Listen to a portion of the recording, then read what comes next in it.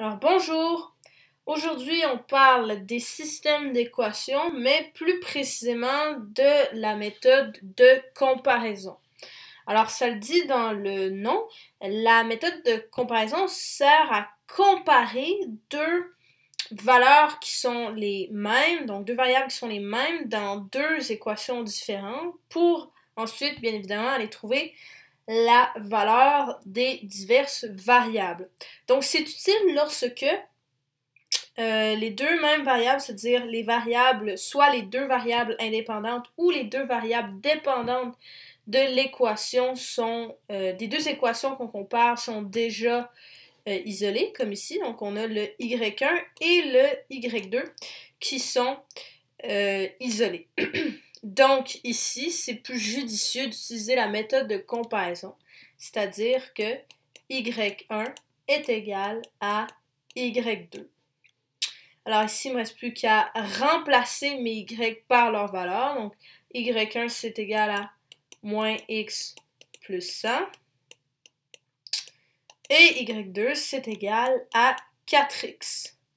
Et après, comme tous les autres systèmes d'équations, ben, on doit mettre les variables d'un même côté et les valeurs fixes de l'autre. Donc, je vais laisser mon 100 à gauche. Je vais envoyer mon x de l'autre côté. Donc, là, c'est moins x. Je vais faire plus x de l'autre côté. Donc, je vais avoir 5x.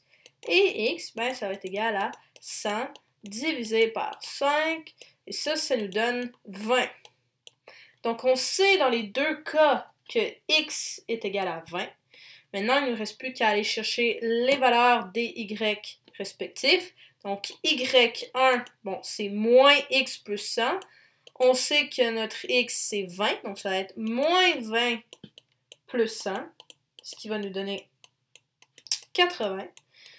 Et mon y2, on dit ici que c'est 4x, donc 4 fois 20.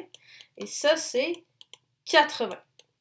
Ce qui prouve que, en fait, dans les faits, dans ce cas-ci, notre point, c'est le même, et c'est bel et bien 20, 80.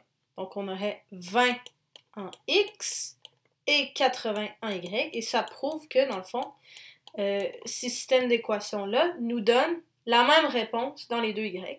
Donc ça, c'est utile, par exemple, lorsqu'on veut trouver un point d'intersection.